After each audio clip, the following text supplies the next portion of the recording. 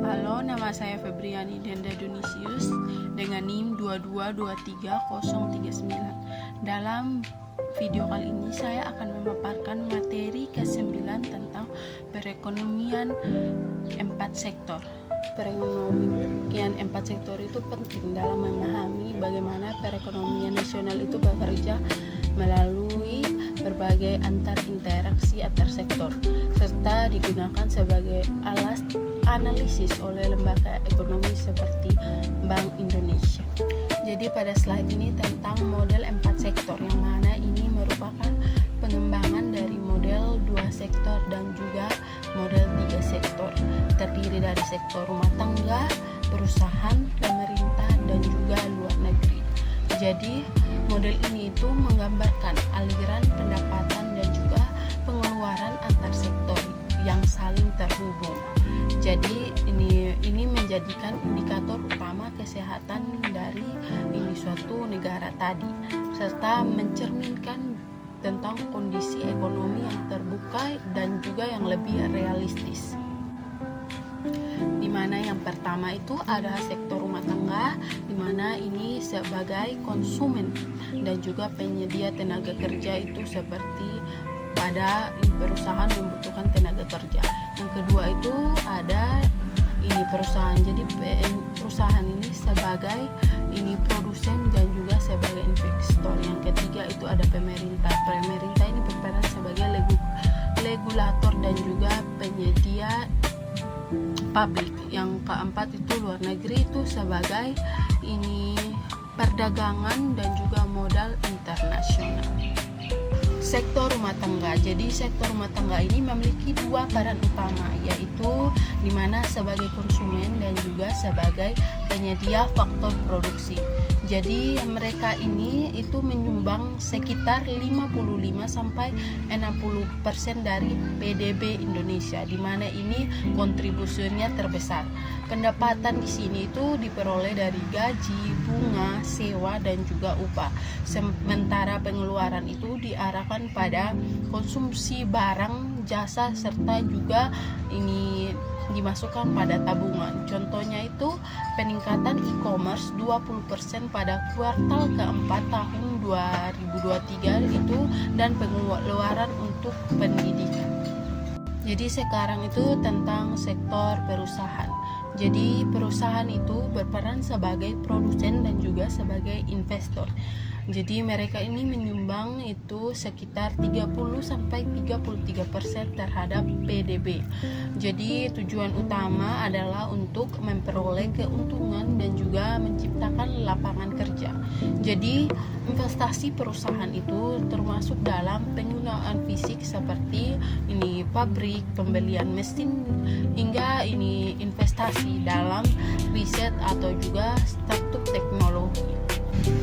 Jadi pada slide kelima ini tentang sektor pemerintah. Jadi pemerintah itu dia itu berfungsi sebagai regulator serta penyedia barang dan juga jasa untuk publik.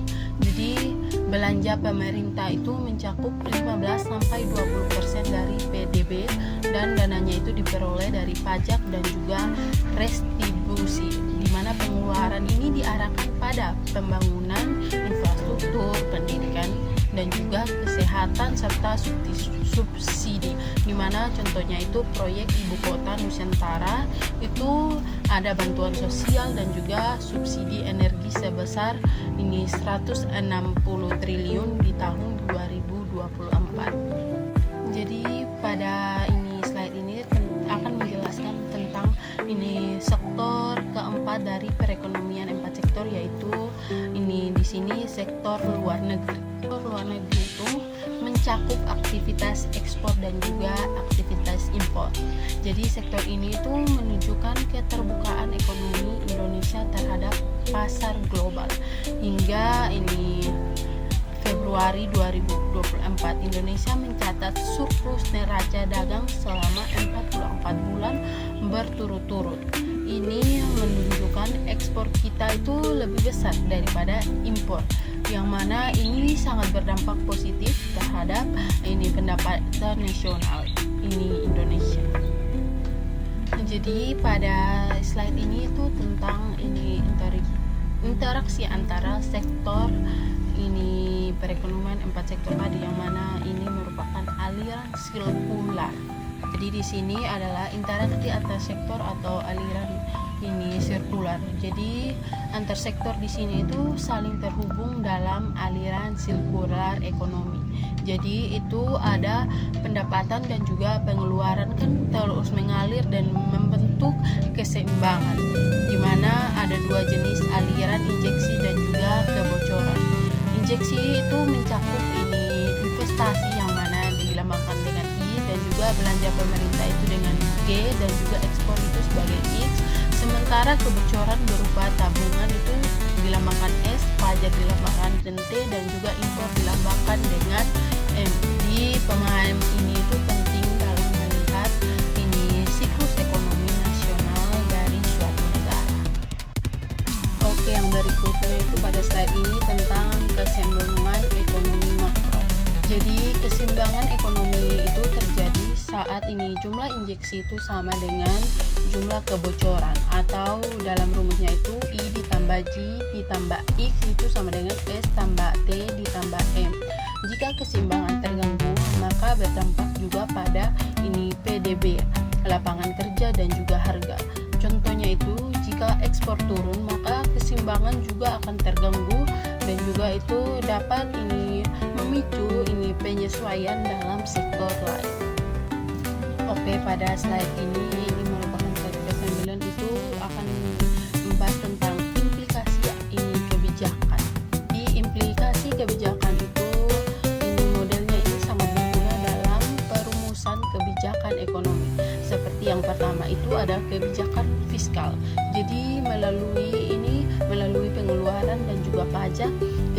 Yang kedua itu ada kebijakan moneter, itu ya oleh bank sentral dalam mengatur suku bunga, dan juga yang terakhir itu ini kebijakan perdagangan. Ini itu berguna untuk mengontrol ekspor dan impor. Jadi dari setiap kebijakan itu dia mempengaruhi semua keseimbangan ekonomi nasional. Jadi slide terakhir ini itu tentang kesimpulan, yang mana ini memahami dinamika ekonomi, di mana sebagai kesimpulan ini itu dalam model 4 sektor itu memberikan gambaran menyeluruh ini tentang dinamika perekonomian. Jadi setiap sektor itu saling terhubung dan juga ini saling mempengaruhi atau mengaruhi, sehingga itu diperlukan kebijakan yang terkoordinasi agar stabilitas dan juga pertumbuhan ekonomi itu bisa terjaga. Di mana model ini juga sangat bermanfaat untuk pengambilan keputusan dalam perencanaan pembangunan ekonomi dalam suatu negara. Jadi sekian pemaparan materi saya mengenai materi perekonomian 4 sektor. Mohon maaf jika adanya kekurangan dalam memaparkan materinya. Sekian dari saya dan terima kasih.